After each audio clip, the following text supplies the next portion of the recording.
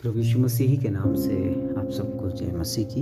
और एक बार हम इस नई वीडियो में आज बात करने वाले हैं कि पवित्र शास्त्र बाइबल में जो हमें वायदे प्रभु ने दिए हैं उन वायदों का क्या मतलब है।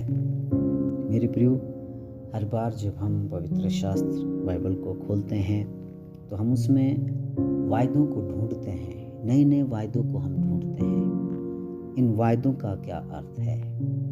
वायदा जो है हर एक विश्वासी के लिए परमेश्वर की वो सीमा है जिस दायरे में रह कर के परमेश्वर अपने लोगों को आशीष देता है। परमेश्वर जो सर्वशक्तिमान परमेश्वर है वो केवल और केवल अपने वचन के अनुसार काम करता है। वो कभी भी किसी भी व्यक्ति को अपने वचन के बाहर जाकर के किसी को आशीष नहीं देता। एक बहुत पावरफुल बात मैं आपको बताना चाह रहा हूँ मेरे प्रियो। यदि आप इसे समझेंगे तो आप कभी भी अंधविश्वास में नहीं पड़ेंगे। हम सब जानते हैं कि परमेश्वर सब कुछ कर सकता है, लेकिन पवित्र शास्त्र के वचन के अनुसार यीशु मसीह का जो प्रकाशन हमको मिला है वो सब बातें जो हैं वो परमेश्वर को जो पवित्र शास्त्र हम पढ़ते हैं उसकी सच्चाई पर आधारित है।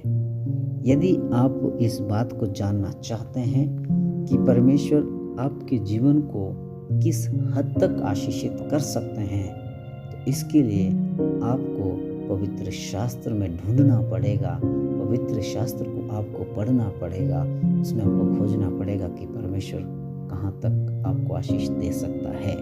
क्योंकि परमेश्वर केवल और केवल उस बात के लिए प्रतिबद्ध है जो उसने अपने पवित्र शास्त्र में कहा है, ना कि उस बात के लिए जो आप चाहते हैं। यूहन्ना की पहली पत्री उसका 5 अध्याय और 14 पद में यूहन्ना इस तरह से कहता है कि हम उसकी इच्छा के अनुसार यदि कुछ मांगते हैं तो वह हमारी सुनता है। मेरे प्रियो, हम जो भी प्रार्थना विषय परमेश्वर के सामने में लेकर के आते हैं, हमें इस बात को जानना ज़रूरी है कि जो प्रार्थना हम कर रहे हैं उसके विषय में प्रभु के वचन में कौन सा वायदा है, क्या प्रावधान है।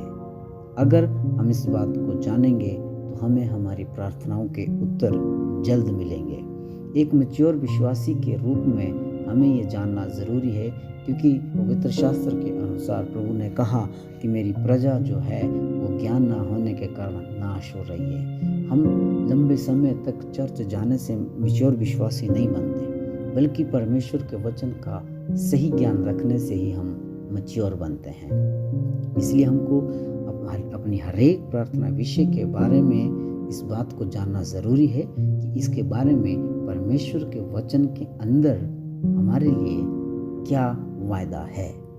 उत्पत्ति की किताब 21 अध्याय उसके एक पद के अनुसार यदि मैं आपको बताऊं तो जब परमेश्वर ने अब्राहम और सारा से जो वायदा किया था उसका पूरा होने का जब समय आया तो 21:1 में बाइबल ऐसे कहती है कि परमेश्वर ने सारा से जैसा कहा था वैसे ही किया। प्रभु ने जैसा कहा था वैसा ही सारा से किया। परमेश्वर ने उसके साथ वही नहीं किया जो वह चाहती थी, बल्कि परमेश्वर ने उसके साथ वही किया जो उसने कहा था। इसका मतलब है कि हर बार जब हम प्रार्थना विषय लेकर प्रभु के सामने में आते हैं तो हमें इस बात को नहीं सोचना है कि उत्तर मिलेगा या नहीं मिलेगा, बल्कि अगर हमको इस बात का कॉन्फिडेंस है कि जिस विषय के लिए मैं प्रार्थना कर रहा हूँ उसके विषय में परमेश्वर के वचन में प्रावधान है, तो वो हमें हमारी प्रार्थना का उत्तर मिलने के लिए एक प्रकार से हमें गारंटी देता है।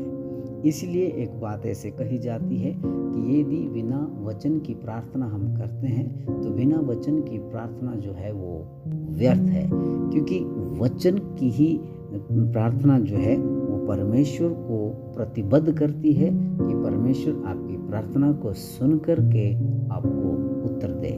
हालांकि कई बार हमारे चारों ओर इस प्रकार की एक अफवाहें इस तरह से हैं कि अगर हम कष्टों को या अपनी इन्फर्मिटीज़ अपनी दुर्बलताओं के साथ प्रार्थना करते हैं ना, हमेशा प्रभु से कहेंगे ओ प्रभु मैं ये नहीं कर सकता, ओ प्रभु जी मैं कष्ट में हूँ, प्रभु ये है, प्रभु वो है ना।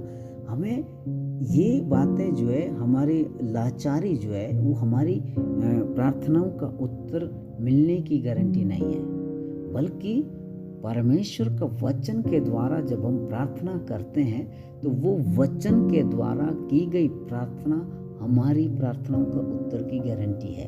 परमेश्वर का वचन भजन संग कहता है कि परमेश्वर ने अपने वचन को अपने नाम से अधिक जो है वो महत्व दिया है। इसलिए मेरे प्रियो, मैं आपको उत्साहित करना चाहता हूँ इस बात के लिए कि आप परमेश्वर के वचन को पढ़ें और उसको खोजें, क्योंकि मत्ती 7:7 में बाइबल हमें ये भी कहती है कि जो ढूंढता है वह पाता है। अगर आप परमेश्वर के वचन में अपने लिए ढूंढेंगे कि आपके लिए परमेश्वर ने क्या वायदा रखा है और अपने प्रार्थना विषयों के अनुसार आप उस वायदे को लेकर के प्रभु के सामने में जाकर के प्रार्थना करेंगे, तो ये बात 100% सही है कि परमेश्वर आपकी प्रार्थना को सुनेंगे। और इसके साथ साथ एक अंतिम बात कह करके मैं इस वीडियो को समाप्त करना चाहता हूँ कि हमेशा हमें इस बात को जानना ज़रूरी है कि जब भी हम कोई प्रार्थना करते हैं तो प्रार्थना केवल और केवल जो है वो वचन के आधार पर हमको करनी है। क्योंकि यदि हम ये नहीं जानते कि हम एक मसीह होने के नाते परमेश्वर के वचन के साथ हमको कैसे जुड़ना है, तो हम हमेशा एक निराश मसीह जीवन जी सकते हैं। लेकिन अगर आप वचन को पढ़ते हैं, वचन को अपने जीवन में उसी अनुसार प्रार्थना करते हैं, तो आप कभी भी निराश नहीं होंगे और आप हमेशा परमेश्वर के साथ अपने जीवन को उसी तरह से जिएंगे जिस तरह से परमेश्वर हमें चाहता है। परमेश्वर आप सबको आशीष